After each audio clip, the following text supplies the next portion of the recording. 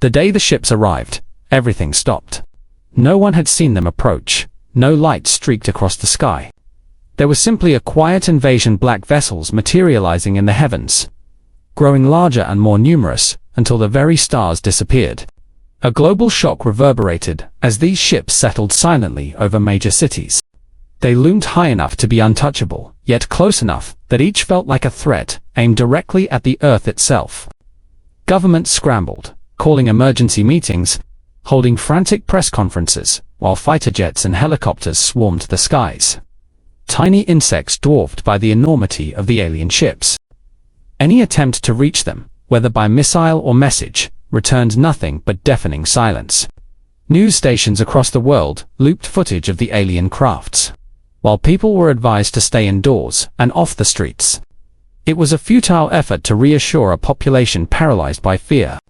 Miles Sorensen, however, felt something stir within him as he watched the footage. There was fear, of course, but something else, something deeper.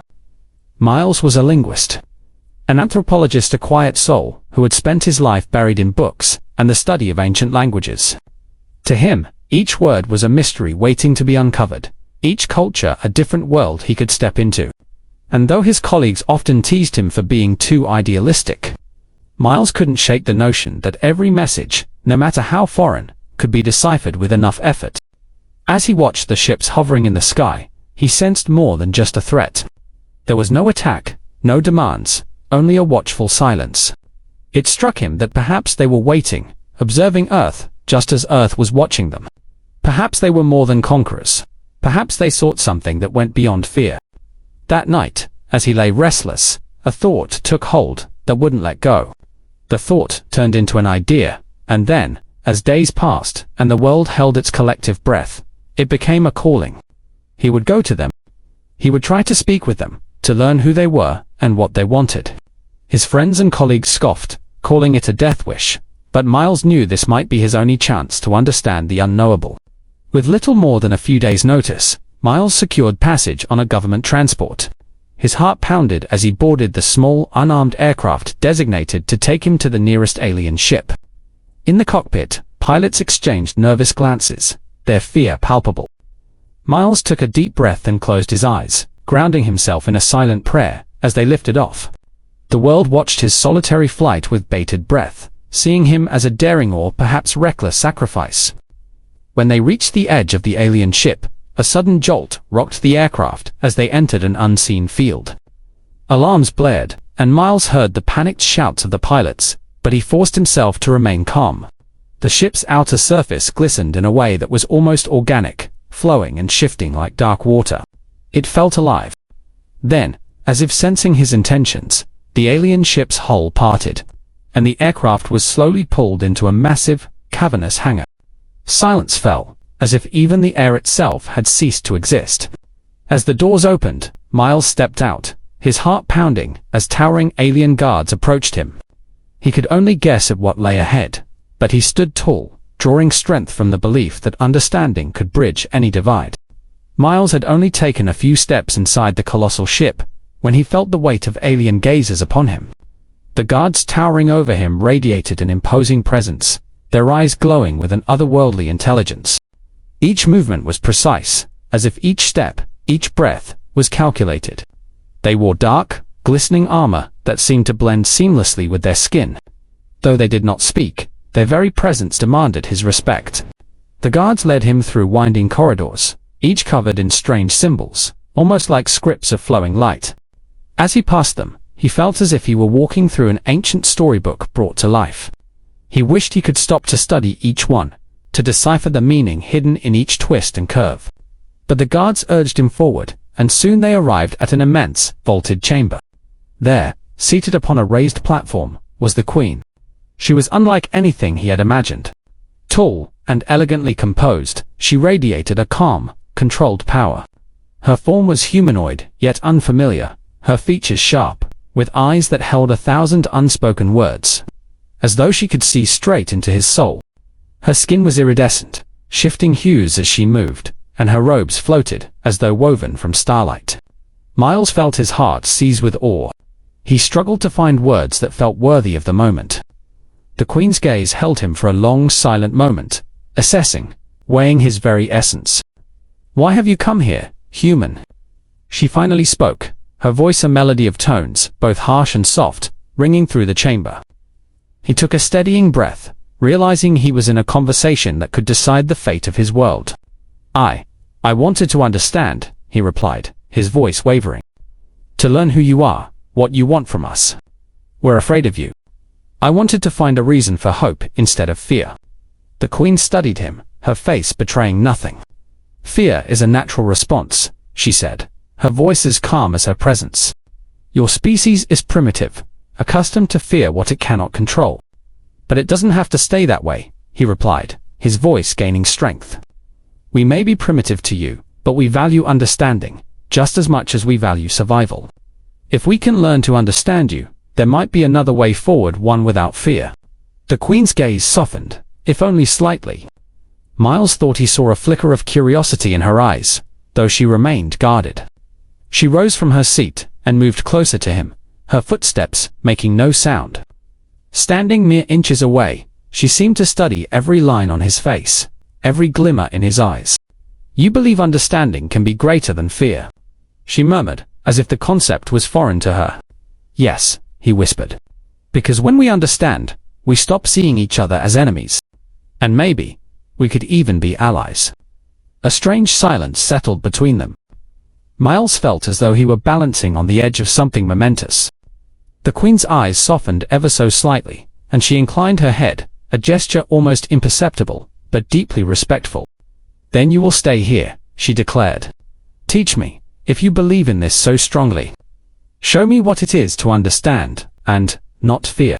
And in that fragile wordless promise, Miles knew he had taken the first step in what might become the most profound alliance in human history. Days passed aboard the Queen's ship, and slowly, Miles adapted to a life suspended between two worlds.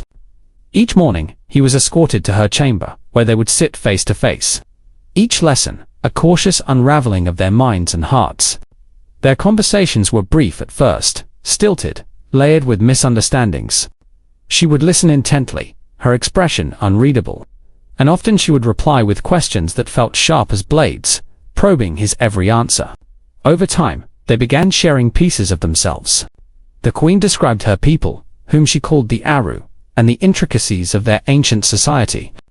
The Aru valued strength, honor, and resilience. Empathy, she explained, was a concept they found peculiar. "To us, emotions must serve a purpose," she said one day, her gaze distant. "Feelings are tools for survival, not sentiment." Miles hesitated, struggling to put human experience into words. "For us, emotions define us. They shape our lives, our decisions, our very sense of belonging." He spoke of love, sorrow, and compassion, of how, in their most vulnerable moments, humans sought each other out, leaned on one another. Her expression hardened, and for a moment, he worried he had crossed a line. "Your species chooses to embrace such weakness?" she asked, her tone skeptical, yet tinged with curiosity. "Not weakness," he replied softly. "Connection. It's what makes us strong, even in our darkest moments." Her eyes searched his, and he thought he saw something stir within her. In the days that followed, their conversations grew longer, delving deeper into subjects that neither had ever expected. He showed her art, music, and poetry, pieces of his world that captured the core of human emotion. One evening, he played a song for her, a soft piano piece that spoke of loss and longing, the notes drifting through the chamber like whispered secrets. The Queen listened, unmoving, her gaze fixed on some unseen horizon. When the song ended, she was silent for a long time. "What do you call that?" she finally asked, her voice barely above a whisper. "Grief," he replied, his voice thick with emotion. "It's the price we pay for love." The Queen's gaze lowered, and he thought he saw a flicker of pain in her eyes, a vulnerability he hadn't expected. "We do not mourn as you do," she said, almost to herself. "Loss, to us, is a cycle. But I wonder if perhaps we are the ones who have lost something." In that moment, he reached out instinctively, his hand brushing hers. Her skin was cool, smooth, almost metallic, yet alive with an unfamiliar energy. She flinched at first, but then let her hand linger, her eyes searching his, for something unspoken. And in that small gesture, they crossed a boundary neither had fully understood was there. They were no longer teacher and student, nor simply human and alien. They had begun to understand each other in a way that transcended words. The news of Miles' conversations with the Queen spread quickly across Earth, stirring emotions almost as powerful as the alien ships in the sky. To some, he was a hero, a symbol of humanity's courage and the possibility of peace. But to others, he was a fool, a traitor, attempting to humanize what they still saw as a cold, calculating invader. Protests erupted, demanding the alien fleet leave Earth immediately. Fear transformed into anger, and pressure mounted on governments worldwide to take a stand. Inside the Queen's ship, tensions were also brewing. Not all Aru were as intrigued by humanity as their Queen. Her growing empathy was met with suspicion, even hostility, by certain factions within her council. Many believed their civilization had nothing to gain from Earth, and saw humans as a lesser species, barely worthy of consideration. Whispers of dissent echoed through the corridors, and Miles sensed the mounting strain on the Queen's shoulders. One evening, as they met for what had become their ritual of shared dialogue, her usually calm expression was shadowed with weariness. He felt the weight of her internal struggle, the pressure from her people to abandon this tentative connection with Earth. "My council," she began, her voice low, "does not share my interest in humanity. They see no value in what we have begun." She paused, looking into his eyes with a rare vulnerability. "They are pressuring me to proceed with a show of dominance." Miles felt a chill run through him. The stakes had become more than philosophical. They were about survival, trust, and whether the two species could coexist. "Then let me speak to them," he pleaded. "Let me show them that there is more to us than fear and hostility. I know they may not understand, but if they can see what you have seen." The Queen looked away, doubt etched across her face. "I cannot protect you if they refuse to listen," she murmured. "Then let me try," he insisted, his voice barely above a whisper. "If there's even a chance to convince them, it's worth the risk."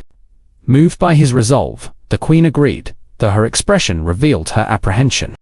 The following day, Miles was led into a chamber lined with members of her council, their expressions ranging from curiosity to open disdain. The Queen stood beside him, a silent pillar of strength, as he addressed the council. He spoke of Earth's beauty, of humanity's flaws and strengths. He admitted their fears and anxieties, explaining how humans had been shaped by centuries of struggle and survival, just as the Aru had. He described how, even in the darkest times, humans found light in each other, bound by emotions that made them weak, yet undeniably resilient. The council remained unmoved, their silence oppressive. One of them finally rose, his voice dripping with scorn. "Your species is driven by sentiment, by irrationality. What can such creatures offer us that we do not already possess?" Miles swallowed, glancing toward the Queen before responding. "It's true that we are driven by emotion. But it is our empathy, our willingness to understand others, that has helped us survive. It's what has allowed us to dream of something greater than ourselves. And maybe, just maybe, it could be what helps both of our species achieve something even greater together." There was a murmur among the council, but it was clear they were unimpressed. The Queen placed a hand on his shoulder, her expression solemn, as if apologizing for the rejection she saw coming. That night, Miles sat alone in his quarters, the weight of failure pressing down on him. He had risked everything, only to be dismissed. But as he closed his eyes, he felt a presence enter the room, and when he looked up, he saw the Queen. Without a word, she sat beside him. Her hand reached out, taking his in a gesture of quiet solidarity. She looked at him, her eyes filled with a resolve that took him by surprise. "Perhaps they are wrong," she said softly, as if speaking to herself. "Perhaps there is more value in this than they can understand. I will not abandon what we have started, Miles." The following days saw the Queen's support grow among her own people. Her choice to stand by him had ignited a small, but meaningful, movement within the ranks of her loyal guards and advisors. They, too, began to glimpse the potential in this fragile alliance, swayed not by logic, but by the courage and compassion they saw in both their Queen and the strange human who had dared to befriend her. But even as hope flickered, shadows of rebellion loomed. In the days that followed, tensions continued to rise, both on Earth and within the alien vessel. Word spread of a brewing coup, a faction within the ARU, determined to challenge the Queen's authority and force an end to this fragile alliance with humanity. They viewed her newfound empathy as a threat to their civilization, a vulnerability they believed would make them weaker. Rumors reached Miles, and he felt a growing dread, fearing he might have brought more harm than good. One evening, just as Miles was preparing for their usual meeting, an alarm echoed through the corridors. His guard, tense and on high alert, whispered a single word: rebellion. The faction had struck, and chaos erupted across the ship. Panic clawed at him, but his fear for the Queen outweighed his own safety. Without a second thought, he rushed toward her chamber, dodging soldiers who fought for control. When he finally reached her quarters, he found her standing alone, facing the entrance, her expression unyielding. Her loyal guards lay unconscious nearby, overwhelmed by the rebels. Her opponents, seeing her defiance, paused, seemingly unsure whether to attack their leader. But in her gaze, he saw something new, a fierceness, born not of dominance, but of determination. The rebels turned to Miles, fury in their eyes. "You have weakened our Queen with your soft words and sentimental ways." One of them spat, leveling a weapon at him. "No," the Queen's voice rang out, strong and unwavering. She stepped forward, placing herself between Miles and the rebel soldiers. "It is he who has reminded me of my strength, of what our people could become." The room stilled as her words hung in the air. The rebels hesitated, but just as one of them moved forward, Miles instinctively grabbed a piece of fallen armor, preparing to defend her. They fought side by side, human and alien, two unlikely allies in a struggle for survival. Miles took every blow meant for her, and she shielded him from each weapon aimed his way. Finally, her loyal guards arrived, subduing the rebellion. The Queen, bruised but alive, turned to Miles. She extended a hand, and when he took it, he felt the silent promise of a bond that could not be broken. They had fought, not as enemies, but as equals, bound by a mutual respect and something deeper, something that went beyond friendship. In the days that followed, the Queen's commitment to peace took hold, resonating not only among her people, but also across Earth. The sight of a human and an alien leader standing together became a symbol, igniting a spark of hope across both worlds. The Queen's fleet began preparations to depart, not as conquerors, but as allies. When the time came to say goodbye, Miles felt a pang of sorrow, a feeling he knew she could sense. She took his hand in hers, a rare gesture that spoke of trust, gratitude, and perhaps something akin to friendship. "We will return," she promised, her voice soft, filled with something almost like affection. "This alliance will be remembered. Together, we are stronger than either of us could be alone." As he watched her ship vanish into the stars, Miles held on to the memory of her touch, her words, and the hope they had created together. And though they were separated by light, he knew they had formed a bond that transcended worlds, a promise between two hearts that had found strength in each other, a promise that would one day bring them together again.